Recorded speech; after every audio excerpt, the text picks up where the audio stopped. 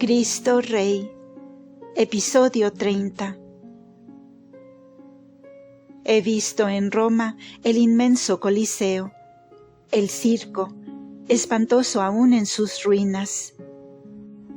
Hubo un tiempo en que allí el pueblo, ebrio de sangre, y el mismo emperador oían por la tarde el trágico saludo de los gladiadores que luchaban a vida o muerte.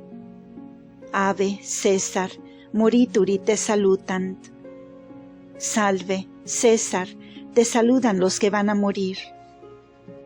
Después se acometían unos a otros los gladiadores. Luchaban, los hombres, para matarse. Y los demás también hombres se deleitaban en el tal espectáculo. Realmente Dios no quiso esto. Todavía se ve hoy en Túnez el antiguo mercado de esclavos, y se conservan los palos y los anillos de hierro a que se fijaban las cadenas de aquellos infelices, hombres como nosotros, con alma inmortal.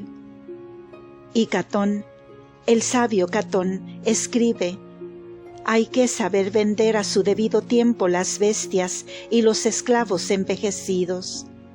Horror, antes las bestias, después los esclavos. Esto ciertamente no lo quiso Dios. Que estos ejemplos son antiguos, que hoy ya no hay gladiadores ni esclavos. Pues bien, ahí van algunos ejemplares modernos.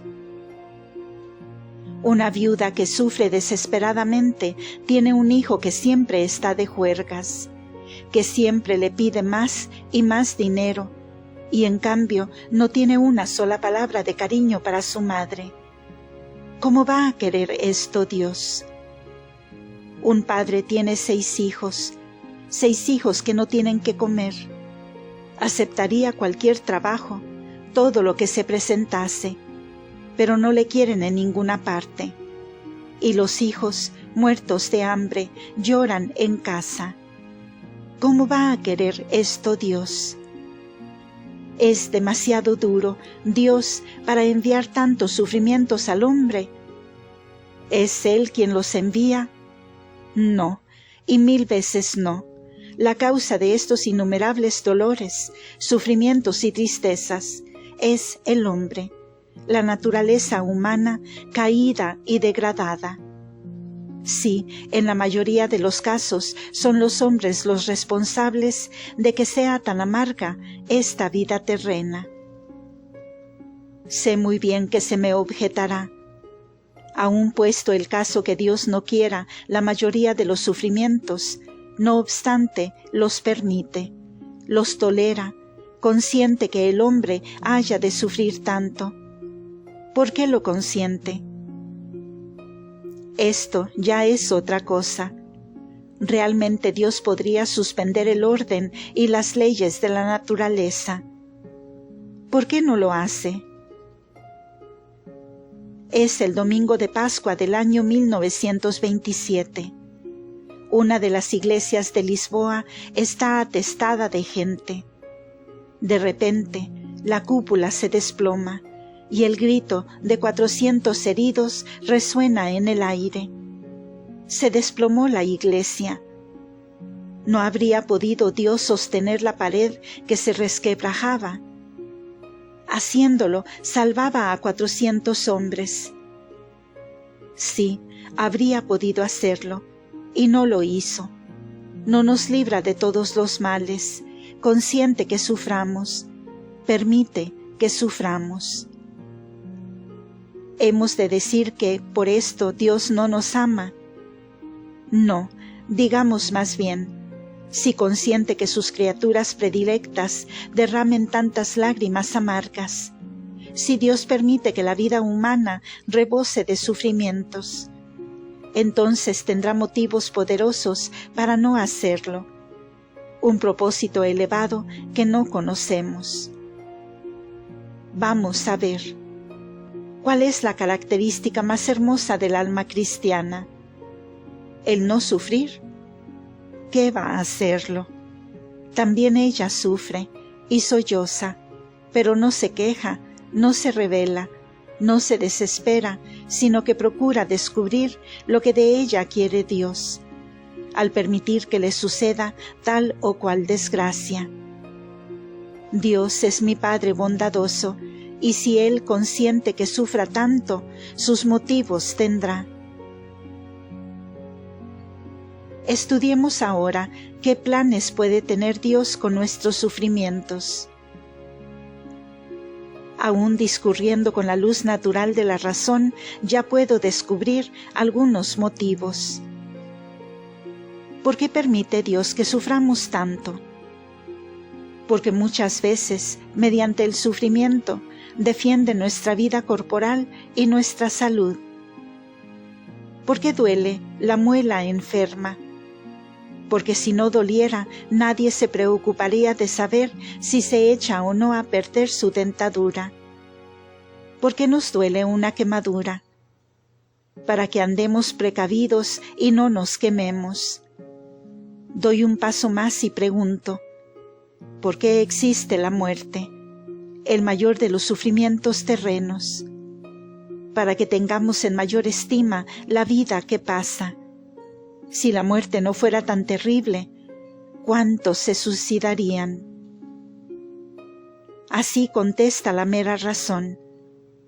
Ah, pero es muy poquita cosa esta respuesta, ¿verdad? La fe cristiana enfoca el problema más profundamente. Veamos su solución. ¿Cuál es el sufrimiento, la desgracia en el plan de Dios? ¿Acaso sea el último recurso para salvar mi alma? Acabo de tocar una llaga viva de muchos hombres modernos. Hay quienes se pierden porque les va demasiado bien en esta tierra. Hombres que llegan a sentar sus reales en esta vida, y solo con vistas al bienestar efímero.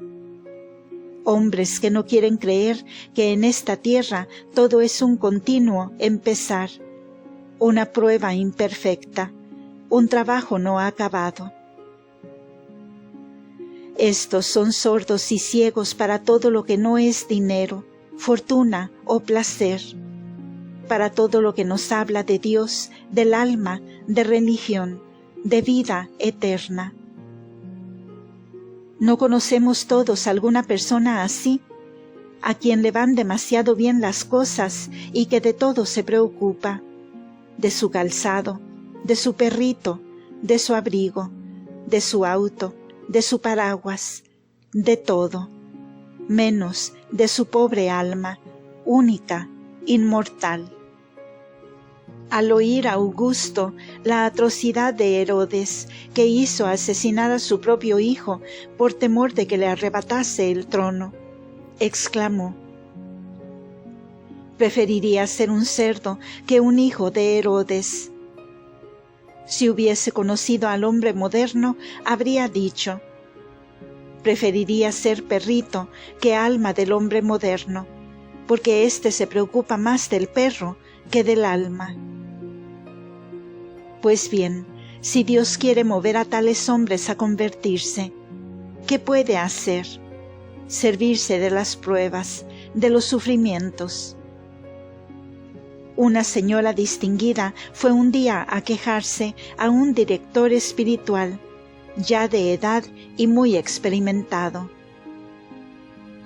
«Padre, este mundo me absorbe casi por completo, y cualquier cosa que haga no puedo librarme de mis antiguas y grandes culpas.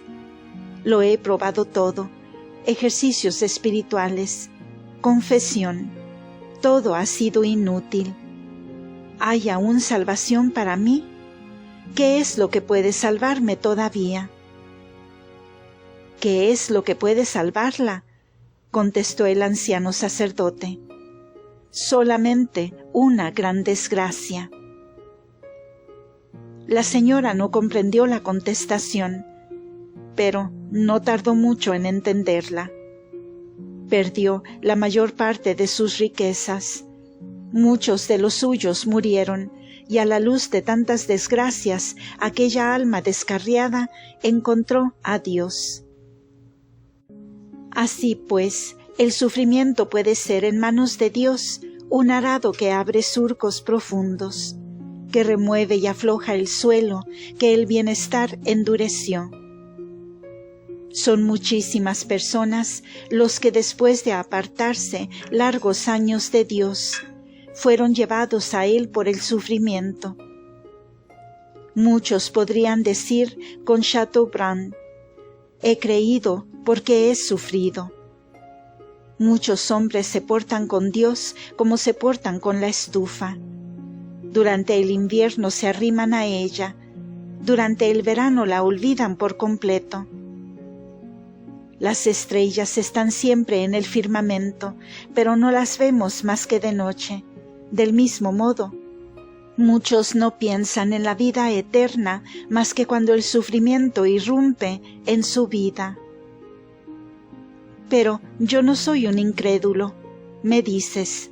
Yo no pienso que Dios utiliza el sufrimiento para hacerme andar por el camino recto.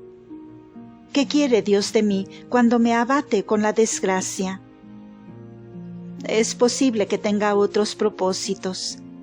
Quizá quiera moldear, hermosear, pulir tu alma con el sufrimiento. El sufrimiento purifica y hermosea al alma y la hace profunda cuando se soporta y se ofrece por amor a Dios y a los pecadores. El bienestar continuo hace vulgar, orgulloso, desenfrenado, ambicioso al hombre. En cambio, el sufrimiento le hace compasivo y humilde. Le hace más parecido a Cristo. Sí, el sufrimiento puede ser el trabajo del artista que Dios hace en el mármol de mi alma. También el mármol quisiera sollozar cuando se hace pedazos bajo los golpes del martillo del escultor. Pero si el artista tratara bien al bloque de mármol, podría formar de él una obra maestra. Fin de este episodio. El tema del sufrimiento continuará en el siguiente audio. Gracias por escuchar.